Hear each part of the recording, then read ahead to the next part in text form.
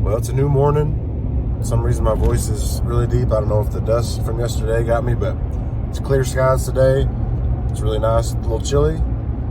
Got down to about 32, 33 last night, so we should be fine at that temperature. Hopefully we don't get much lower or much lower sustained temperatures. So anyway, so I just got some diesel. I'm taking that back to the barn.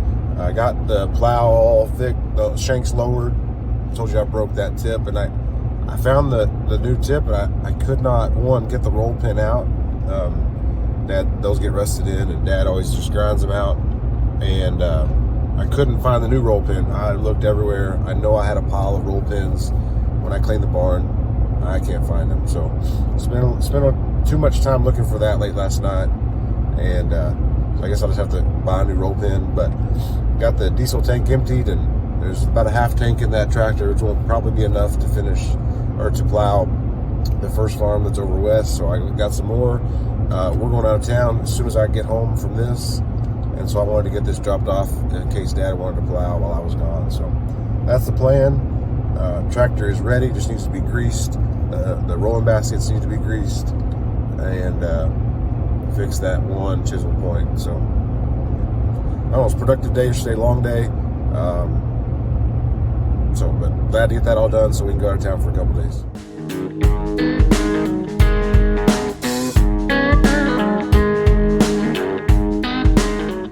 Good morning.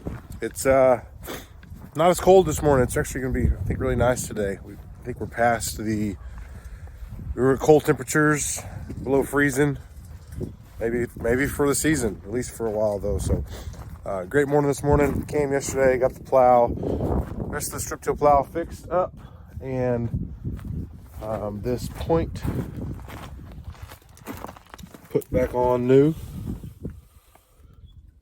And so Dad got the old one off, and I put it in. We were out of town this weekend, so got the plow all greased and serviced, ready to go. Just check the oil here. All good. Tires aired up. Baskets greased. Anything that could be greased. So yeah, I'm gonna drive it over to our farm in Old Glory and hopefully get this knocked out quick. All right, well, I'm going. I think I got the plow set pretty well. It's always kind of hard the first through right next to the other crop. Sometimes we drive along this way. I plowed with the disc plow next to it, only right here and not the rest of the field. So sometimes the settings can be off a little bit here. I also, for some reason, the wheat didn't come up right next here. I don't know, we were setting the plow there. Maybe it wasn't deep enough. But normally this is an 8-row toolbar. Our planter's 10-row. It has an extra single planter out over there. And so next to the wheat, we never can strip till that single row because our pattern doesn't match exactly. We just plant it into flat ground. Well, because of this wheat never came up right there, I'm actually, maybe you can see the drill rows, I'm actually shifted over enough where my last pair, the one closest to me, is the single of the planter, if that makes sense. So the strip till that's the farthest outside one, nothing will ever get planted in there. And we normally don't do that. We would just, this pair would be the first pair. If that makes sense, great. If it doesn't, we're going. I try to let you see what's happening here. That shank, can I point to it? Right there. That shank is ripping down deep. The discs right behind it are pulling the dirt back into the middle, and then the basket there at the end is kind of chomping stuff up and making it smoother. This soil is really nice. It plows really easy. It just gets really, really hard and sun-baked once it gets hot in the summer. So plow's easy right now. A little bit of dirt blowing today. All right, let me try to show you what's happening. Man, get out of the dirt. All right, so that wheel kind of helps maintain the depth there.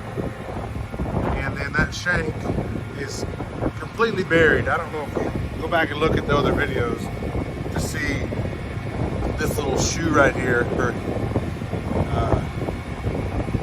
kind of wear shank part on the shank right here is probably 8 inches long, 6 to 8 inches long, and then there's that chisel tip down at the bottom, so it's way down there.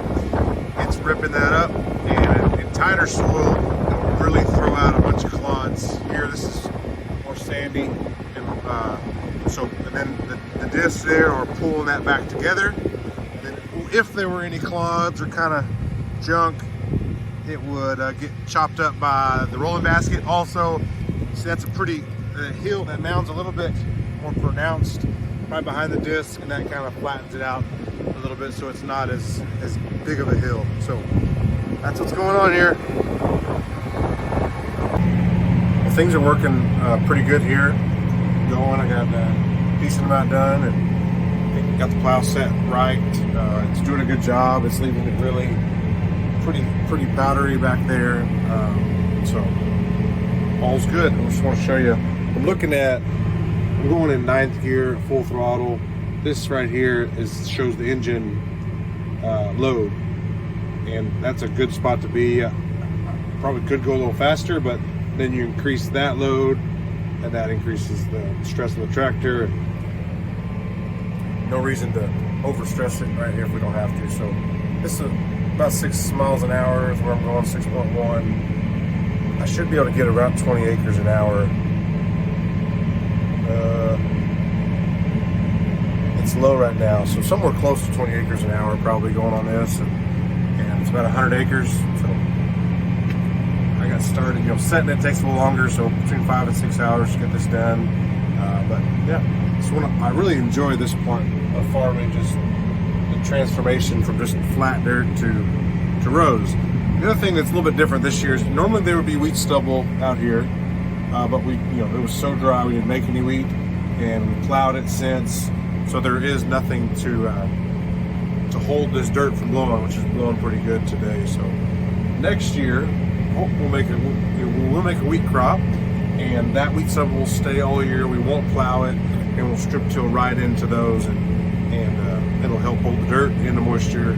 Well, I just noticed I have a lockdown disc. So I noticed it when we got the plow in the barn to work on it. I was able to work it loose. See, like that. So I don't know. That's the wrong direction. It needs to go this way. It spins pretty free right now. So I don't know. Got an extra one to replace it with. I'm thinking the issue is that the ground's fairly soft, and it's not grabbing the disc very well to turn it. So I don't know. Keep going or replace. That's the decision. Okay, just had a quick meeting with myself. We're gonna roll with it and watch it. Okay, it's this one right there. Hard to see, but it's spinning right now. Just gotta keep watching it. Rest of them doing a good job. This is very thankful for auto steer.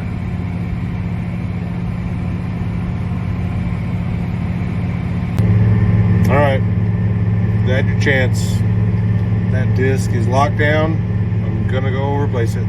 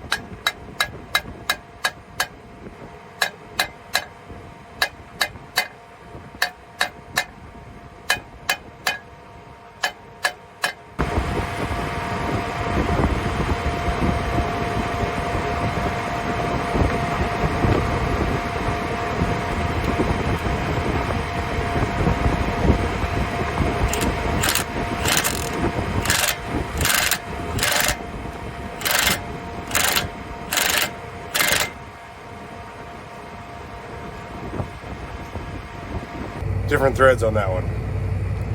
Left-hand thread, lefty tighty, righty loosey on the ones on that side, because the discs rotate counterclockwise.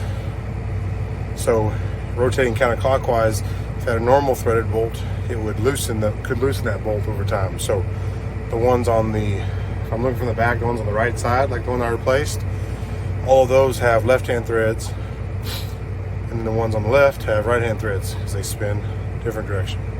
Glad I caught that before I twisted that bolt off. Got that field done. Now I have to run back to the barn and get to town and pick the boys up from school, but glad to get this field done. It's a new morning, new field. Just getting started here. I haven't got out to check the plow settings yet on this field because right along this fence we had a little river run. Pretty gradual, so it's working through and plowing through just fine. You may be wondering why there's a big gap next to the fence. Well, remember, our planter is going to plant an additional row outside of this, and we also like to have a little bit of a road right here. Sorry, I got a little wash. We like to have a little bit of a road right here, so we'll plant this, and that single row will plant over there, and we may end up, because our trucks may drive over it, it may not come up anyways. But that gives us a road, and it gives us, gives us a place we can drive, called a road. So we're going. This dirt's a lot more clay soil than that other stuff that I was plowing before, but it's really mellow, and so it's pretty soft and powdery. We got a lot more rain here than where I was, and it seems to be handling it really well. See how it goes the rest of the day. Okay, so here you're going to see an example of us shifting the rows over. I'm going straight, if I kept going, I'd straddle the two rows directly in front of me. So now we have rows that are straddling our tires. And so in the blanks on either side of this middle pair, there will be two rows, and so they'll be going in new ground. And we do that every year where we shift our rows. Well, I got the plow set pretty quick. Didn't take much. Probably shouldn't take much from field to field, but always good to check to make sure. And what I was looking for is from the side, making sure that the plow isn't tipped like this too much. I would change that back here on the linkage on the hitch. It was still level, and then looking back behind and making sure it's level across. What I saw a little bit was the middle was a little bit deeper, and so I can control that here in the cab. This 24%, that's my hitch control, and so I raised it up to 20. It was like 23, 24 before. I raised it up to 25, and went a little bit further, got back out, and the middle was a little bit up, just slightly up, out of level. And so I bumped that back down to just below 25 to turn to 24, and should be pretty good. I'll get out and check it one more time here in a little bit to make sure, but it's this ground it's easy. It doesn't clod up too bad. I mean, we got 3 inches of rain here not long ago, and it was dry, so it soaked it up. But we say this ground is mellow. What does that mean? It was just smooth. It doesn't get real cloddy. When you plow through it like this, it's real fine texture. So thankful for that. So all of our fields have names. Some more creative than others. Some have meaning, and some maybe not necessarily. We have a field we call the 160 because it's 160 acres. We have a field called Old Glory. I call it Old Glory because it's in Old Glory. We call the place around Grandma's house, or Grandma's. Stuff around my parents' house, like Mom and Dad's house. Just different names. We have a couple farms that have a cool name, cool to us. One's this one I'll tell you in a second. The other is another one that's just our furthest east. There was one year Dad was working some land and thought he was going to get to buy it, but ended up getting sold without him getting a chance to buy it when he was working it. But was real bummed about that because it's it's really close to where some other stuff we work, and so that got taken away. And he was like, very soon after that, he met a guy and said, "Hey, how'd you like to buy some land on your county road?" And 300 acres. So the place that we were losing was 200, and what he could buy was around 300. And that year, was 2016, was unreal.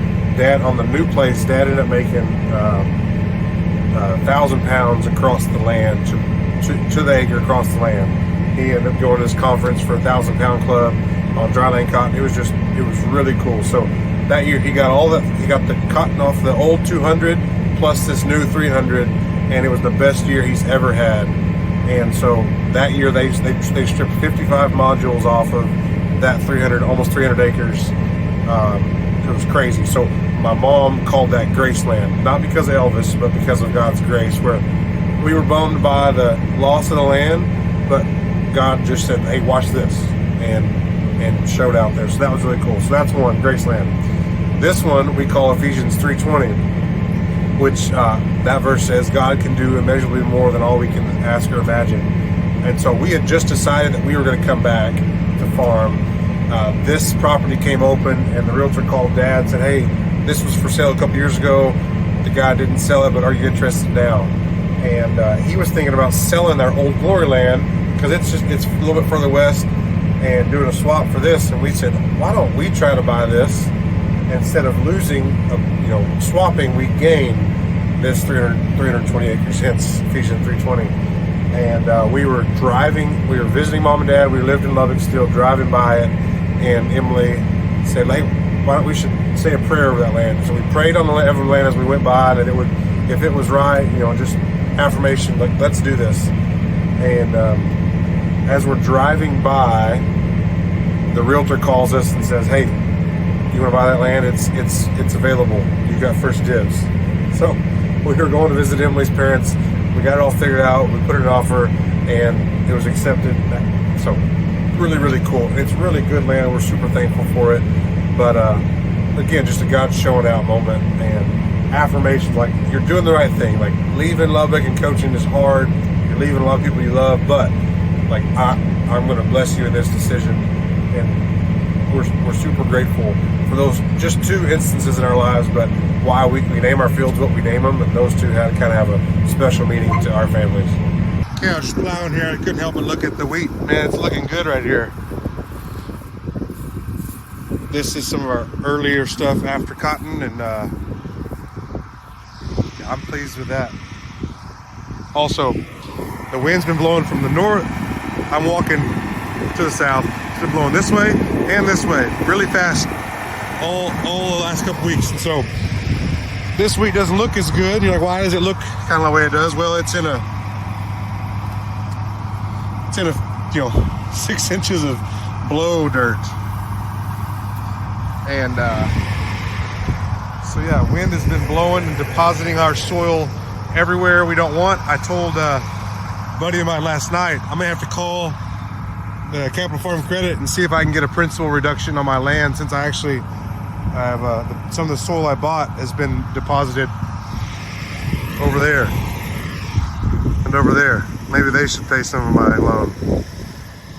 Well, I came out on the four-wheeler to do a fact-finding mission to see around Mom and Dad's house what the damage was from the water. There's some of it that's not even the worst from before, so I'm afraid it's going to happen when I look over there where the worst of it is. So we'll find out. But this kind of looks like maybe I ought to run over this with the scraper. Here's some more. Just a river.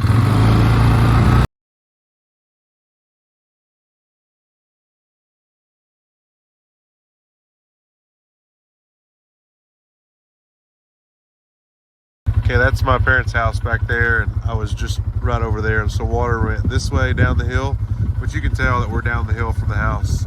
It slopes down, so water ran this way, and then another patch there's a bunch of things, kind of tributaries coming into this main river that'll go there and then jog over at the end of the property. So this is what I would expect to be the worst. This whole spot here is downhill and slopes, so I'm sure after we did most of the scraping, that's gonna be pretty rough. So, yeah. Well, it all kind of looks the same. It's not, you know, we were filling in some pretty deep ravines that were sharp, pointed gullies, and so I don't really see that, but kind of what, like this was running all the way along this wheat. It's fairly gradual. I mean, you do see some deeper stuff that's broke a little bit more, but it's not those deep ones that are really hard to go through like in a sprayer or a stripper. So I don't know, I think probably should still run the scraper over it and try to get it at least on the same plane. We're really just going to kind of smooth out the little water rush. I don't know even what I'm trying to say. The little trough kind of that the water created. Not gonna be able to move any dirt to make it completely flat. I don't know, that may be long gone, but yeah, this is what you get with sloping land and a heavy rain. This was just the 3-inch rain. Over at Grandma's, we'll look later, that was 5 inches, and that will probably be deep washes that we'll have to try to pull dirt from a long ways away. So we gotta do some scraping. Dad's got the scraper unhooked. Check that. He got the sprayer unhooked from the 8130, and he's going to do some scraping right now where I'm headed, and so I will have to give him the report that come back and do everything that we already did once at his house. So that's what we'll do today. He'll scrape, I will strip till behind where he scrapes, and then we'll just keep working our way along the field. So thankful for the water. Can't control how fast it comes or how much comes. So we'll just adjust on the fly. I'm gonna go do some greasing on the tractor and get going.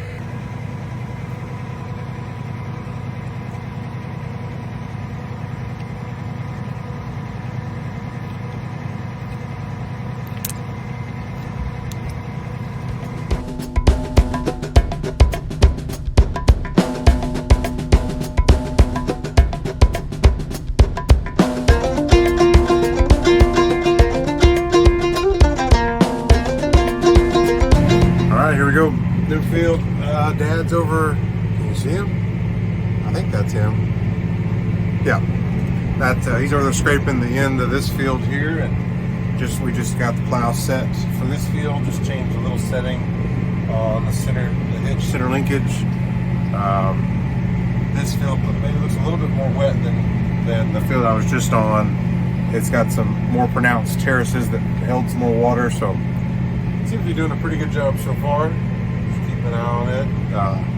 Right up next to the wheat. Now you can get a better picture of where single row will be right up next to the wheat that we can't strip till with because our toolbar doesn't match our planter. And so literally right next to the wheat, there will be a row of cotton that we'll plant. Now wheat's looking pretty good. Got some mangy coyotes out there walking as far as I can zoom in. So one's about to walk in the wheat. He's in the wheat, and one is walking towards the wheat. And there you go. There they are again. It's a little bit closer. Just walking around. So this cow was distracting me. I was going to try to show you, and of course, there's not a great option here, but obviously water has stood here. Okay, there's one. There's those little dirt mounds. These aren't as pronounced. Sometimes they're red, but it's crazy to me. Water stood here, and there's crawfish always underneath the soil. Even here where there's not, I mean, there's some right there. There's no, it's not like there's a lake or something here. It's just water stood for a little bit, but they're always down there, and then they'll come up and build their little, I don't know what those are, nests or those little dirt mounds. And they'll come out in the water for a little bit, and then I guess they go right back down. It's just always crazy to me that they're just down there, always. Okay, I was just talking about crawfish, and I was getting into this silt right here where water broke in, and I was spinning out up there, pulling a load, especially there on this right side. and it was taking me off the road. So I'm gonna try to get through that. See if I can get through this, maybe a lower speed, a little bit slower. It was pulling me.